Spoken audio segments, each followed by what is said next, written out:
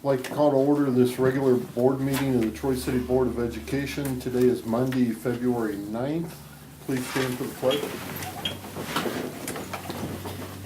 I Pledge allegiance to the flag of the United States of America and to the republic for which it stands, one nation, under God, indivisible, with liberty and justice for all.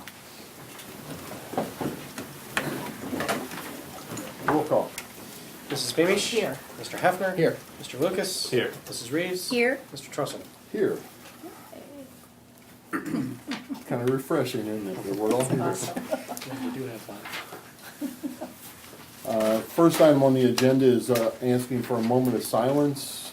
We had two members of our staff pass in the last month. Marion Winter, 96, of Athens, passed away January 17th, 2015. Mary taught 3.5 years at Troy High School and served 26 years as a clerk treasurer of the Board of Education until her retirement in 1974.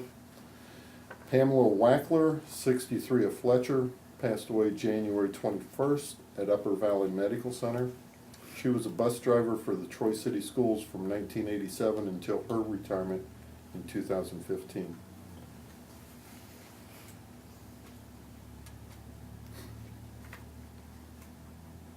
Thank you. Presentations. Mr. Moore? Good evening. Race to the Top team, since we last met, we've had two Race to the Top meetings, January 15th of 2015 and February 5th, also last week. At those meetings, we discussed the typical topics that we discuss, how our technology needs, where are we at budget-wise, what do we need to prepare for testing that's coming up. For the most part, at our meetings, the last two times we met, we spent a lot of time on confirming where we are with our student growth measures and SLOs for our students, or excuse me, for our teachers. And we also spoke a lot about online practice tests. We've been able to get online to begin using the state system for practice testing, including we participated in a date, January 29th, in which the state had asked as many districts that were willing and able to participate in a statewide test, which we think was to help them test their system to handle that type of volume. We used it as an opportunity to also test our equipment, our wireless capability, just anything and everything. Since then, we've established a few more dates as well, in which we want to try to get more of our students and staff on there. It has been beneficial not only for students but also for staff. The staff members as test administrators have access to start, stop, resume testing, make sure students are complete, and all of that has to happen as well as the students completing the test for it to be submitted properly. So our staff members are getting some practice as well, which I think has helped alleviate a lot of anxiety that they've had a chance to get their hands in the practice test sessions that look just like what the live session is supposed to look like. And it's also allowed ourselves, Mr. Sweetman, principals, myself, Mr. Herman, to troubleshoot a little bit, try to find out what some bugs are, or why it's doing what it's doing, and try to help walk our people through that. Very exciting time coming up. The practice testing has been very helpful. So that's been the main focus of Race to the Top the last two times we have met. When's it go live? What's that? When's it go live? When do you? February 23rd Okay. is our when Troy City Schools is starting on that. So we've got 2 weeks from today to continue to work on practice sites and also work out any bugs that we may have. Then from that point, from the 23rd, we've got 20 consecutive school days to get the math and language arts completed. And science and social studies occurs from March 2nd to March 13th, so that's a little bit more of a narrow window. So we're getting there, and it's exciting. We've been working for this for a long time. I know Eric's going to say a little more about that as well. Any questions, guys, before I move on? So do we know how the state system is operating? Is it going to be ready to go? I wouldn't feel comfortable. I don't know what they've had over there. I know we've had a few cases where there's been some things pop up that we can't attribute it to being on our end, that we don't know that it's our end, or just some lags or slowness in the system, which we think is going on their end. But I haven't heard much about what the state said about the trial, so I couldn't say. Okay. We're trying to remain optimistic and hope that things go well. I think our people are doing a great job of working hard to get ready, though. Our staff But and this kids is both. a preliminary run this year, right? I mean, it's a trial run, or is this? This is it. Now, there are some things, there's some provisions where there's discussions of safe harbor and things like that as far as what happens with results. But this is the test for this year, except for our third grade reading and our OGT students. Everyone else that would typically be tested in math and language arts and science and social studies are taking this test. So there is no paper backup? There is a paper backup. We have chosen to go, for the most part, online. We have the option of using paper tests, which we have a few segments of our population, and including some kids that are out of district, that it just seemed to make more sense to provide paper, because there's some places where it's hard for us to control the technology if they're out of our facility. We made the decision to use the technology as much as possible, because we think that's the direction it's going, and we'll Sure. prepare our kids. So, and we don't know what the future holds, what options we'll have for paper pencils, so we thought it'd be best to move that direction. And what grade levels are testing? All of them? Grades 3 through 8 in math and language arts, and then our freshmen in algebra, or if they're freshmen that are taking geometry, and then freshman language arts, physical science at the high school, and then any student in the high school that's taking American history or American government, and 4th and 6th grade social studies, and 5th and 8th grade science. So plenty of kids are testing. A lot of testing. Kids have been working hard, teachers have been working hard. I mean, I got a lot of good things going on there. Thanks, guys. Okay, thank you. Thank you. Yeah, well, I might probably just talk about testing in general a little bit. I think there's a lot of testing, a lot of time, no doubt, and no one can argue that. I think it's like anything else.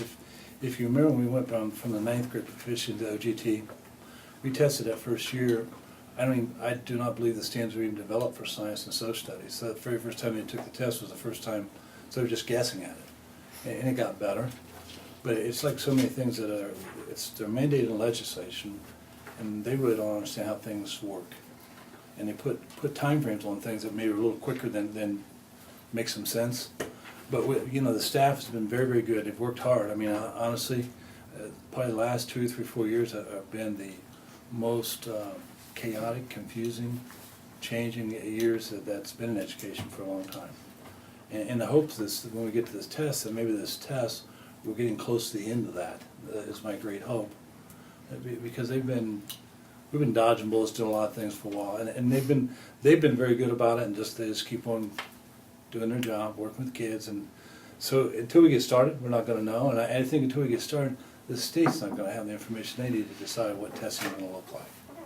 I mean, the state superintendent has put out a recommendation to less time testing. He's put that out there. But all that has to go through the governor and legislation again. So it's not a matter of ODE making that. Right. And as a school system, we're required to follow legislation instead of going to test. So that's what we're going to do. We made some decisions along the way to do online testing because that's the system we want to go with. So we need to get on online testing so we can challenge their system as well. If there's going to be problems, we want to find out about it. I mean, this first year for us as a district, they have a thing called Safe Harbor, so we're all right, and the schools are all right. It's very, very, very, very confusing at the time. You've heard about value added. Well, this next year, there's going to be value added for the high school, but it's going to be a different type of value added than what we're presently used to. So there's still some things that are going that way. So some of these testing at the high school, for example, I believe some of it's just baseline testing, and you know what I mean. It's to get kids to practice where it's going, but they're gonna pull that down to use information to make it better. But right now they don't have enough information to make that decision either. So we're working hard to get it in. Mr. Moore, Mr. Sweetman's put a lot of time in trying to work this through. Our buildings have been excellent on putting schedules together. But this is the first part that you're seeing. This is performance-based, and there's another end of the year that's still coming. So this is not all of it, this is just one part of it, and there's more coming. So there's going to be a little bit more coming this way, testing-wise.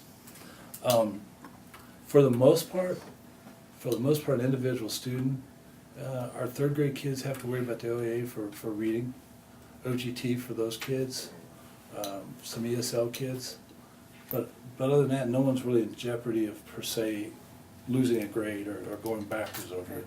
But there's some situations where if a kid doesn't take a test and do well, yeah, that's gonna. If you don't pass the OGT and you're working toward graduation, you got a problem. in third grade. So there's only a handful of those that are really critical. But we're mandated to take the testing. The teachers are administering it. At this point, they're trying to do value added. So students taking the test are going to go into that equation to try to figure out value added. So I think those things are important. But with anything you do, this whole thing with the race to the top has kind of been, and I've told you this several times, it's kind of been up and down, and things change. I mean, seriously, I can't tell you how many times I've heard in progress. You know what I mean? Instead of getting an answer, it's in progress. I went to a workshop 2 weeks ago, and I just got 18 pages of questions and answers today, from that workshop. And I haven't had time to look at those, so I don't know if some of those answers have changed what we thought we knew. So it's constantly evolving, and I guess from my perspective, the great hope is that we're going to get to the end. And then maybe we can, the legislation people will look at this and we'll come up with a plan. You know what I mean? A lot of this, we have good teachers and we have good administrators, and our teachers know their kids. So we'll do the testing because we're required to do the testing, but they know their kids. And we know good teachers. So a lot of this stuff is stuff we're doing, but I think we know a lot of those answers without all this right now. So we'll do it. We're part of the system, so we'll do what we need to do. So that's kind of where we're at on it. So we've had a lot more Chromebooks, so it's been a good thing from a technology standpoint. We had that one meeting, so we've had a lot of Chromebooks, a lot of technology, that's good. So that's not gonna, we'll keep adding to that. So we got a lot more kids with technology in their hands than we did before. So there's a lot of good things that are coming too. But again, it's just whenever you go through change, it just takes time. And there's gonna be bumps. There's gonna be some things that people didn't anticipate that are gonna happen. There'll be some good things come out they didn't anticipate as well. But until we go through it, we're not gonna be able to get to that. So that's our great hope. We're gonna have some different schedules out there. Almost all the principals have released a schedule for their building. The high school will do it just to the sheer numbers they have to test. They do a 2-hour late arrival for the OGT. They're probably gonna do something similar like that for the ninth graders for their tests, because there's just not enough supervision, not enough technology to pull off. If you do it any other way, then your whole day, you'll have classes maybe are 20 minutes long, and so again, for us, it's some trial and error to see what works best and see where it goes. Any question to me? I just want to talk about philosophically where it's at, and I think we're doing pretty good. As we go to meetings, honestly, I am amazed when I sit in some meetings like, what planet were you on, or where did you come up with that? And some of the things that our staffs do out in classes, I just talked to somebody yesterday, I had no idea about that you could even do those things. So I feel pretty good at where we're at, but it didn't come easy. A lot of people had to work real hard to get there. And it's a lot of anxiety, a lot of those things going on, like anything new. But again, I can't emphasize enough how hard our administrators and staff have worked, Mr. Sweetman, Mr. Morris. So there's been a lot of time to get to this point. But it's almost showtime, and we'll see where it goes. Any questions on testing? There's a lot of it. I think the difference is we're dealing with a public entity with this in business. How many businesses do we know that have went to new computer systems or went into new processes? And all the planning and preparation they do for it, when they go live, there's hiccups. They have challenges with that. So, we've watched them. So, I think it's refreshing to think that we've put as much preparation in it as we have. I've got total confidence in our staff and our administration and everyone involved that they, like you say, they know what they need to be doing as far as teaching our kids. And now it's just a matter of trying to document that and report it in such a way that it meets the requirements of the state. So I appreciate the updates. Anybody else have any questions or comments? This brings us to the first hearing of the public. If anybody in the audience wishes to address the board on anything relating to any matters on our agenda, now would be an appropriate time. If not, we'll move on to the treasurer's report. First item is the consideration of the minutes of both our January 12th regular board meeting and our special board meeting of February 2nd. Would entertain a motion to approve as submitted. So moved. Second. Any comments, questions, corrections? Trying to figure out which part of this I can vote for and. I guess we all just have to kind of go with it, huh? Roll call? Mrs. Reeves? Yes. Mrs. Beamish? Yes. Mr. Lucas? Yes. Mr. Hefner? Yes. Mr. Trussell? Yes.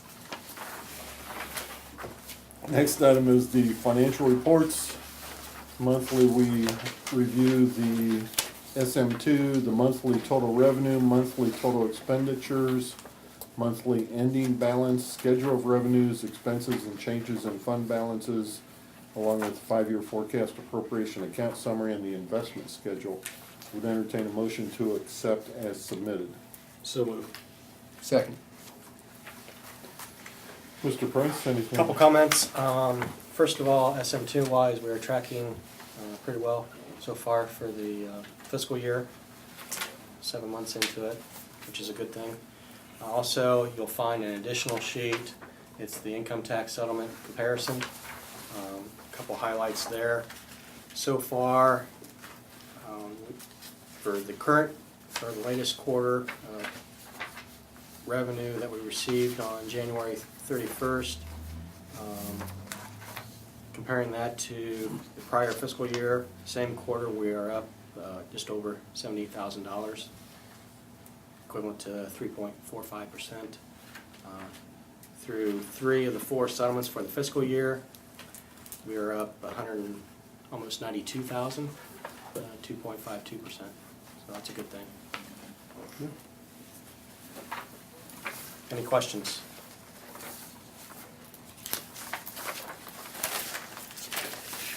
Hearing no comments, roll call please.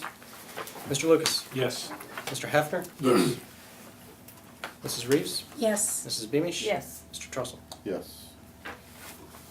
Next item is the then and now.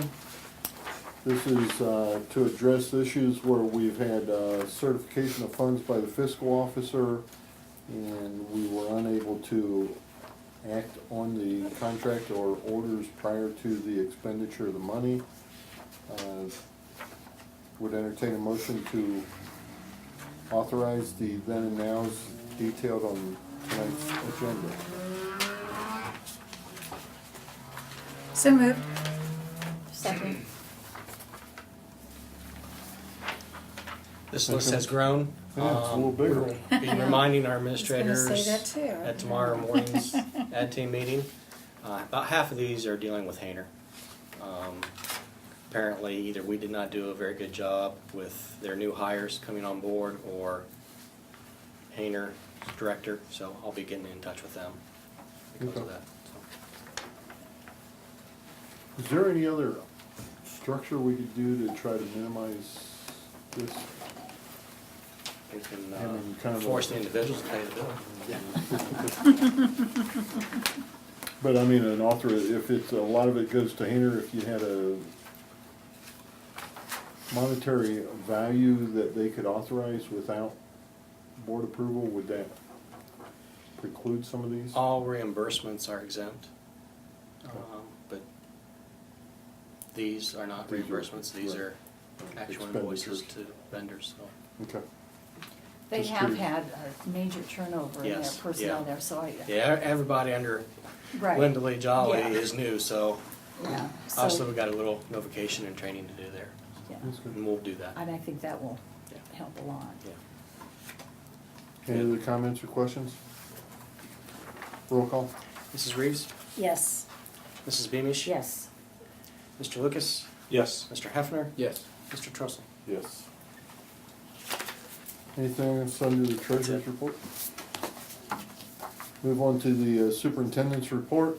First is the authorization or the acceptance of gifts to the Troy City School District. Mr. Herman, you want to give us a summary? Yeah, the total for the month, $30,479.88.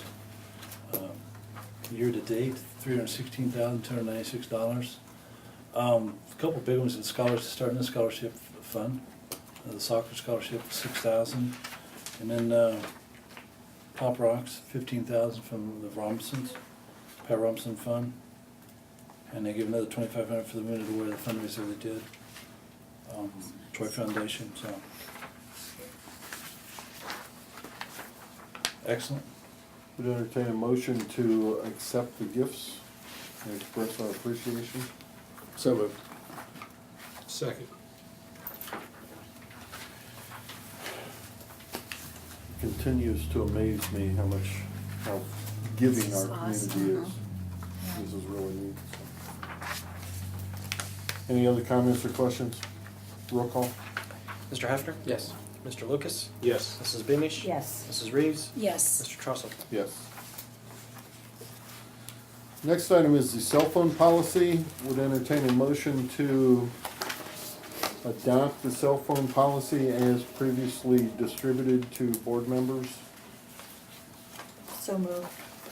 Second? You want to give us a quick summary? Yeah, what's happening is, we were at Cincinnati Bell, and Cincinnati Bell was bought out by Verizon, and that's because our relationship with them is gonna end at the end of February. So rather than getting back in the cell phone business, we're just gonna pay folks to use their own personal cell phone, help them with that expense.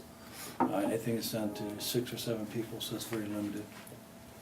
So, and those folks, the ones I've talked to, are fine with it.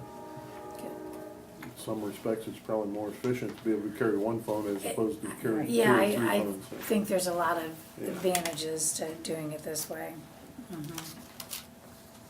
Any other comments or questions?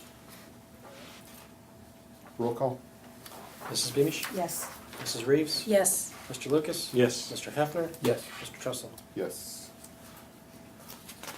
Next item is the renewal of the superintendent's contract.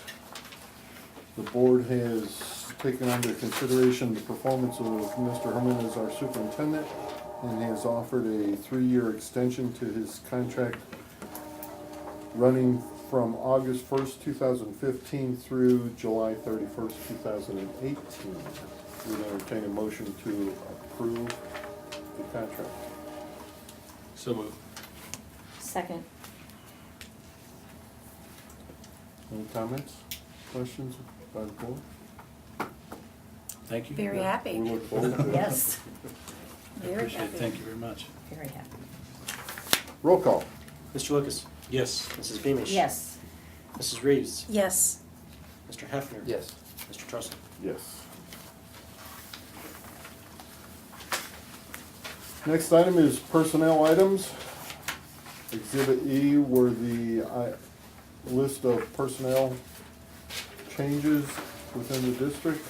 Would entertain a motion to accept as submitted. So moved? Second. Mary, any No routine. comments on the board? Roll call? Mrs. Reeves? Yes. Mr. Hefner? Yes. Mrs. Beamish? Yes. Mr. Lucas? Yes. Mr. Trussell? Yes. Board members, anything else to be brought before the group? This brings us to the second hearing of the public. Anyone have anything they would like to bring to the board?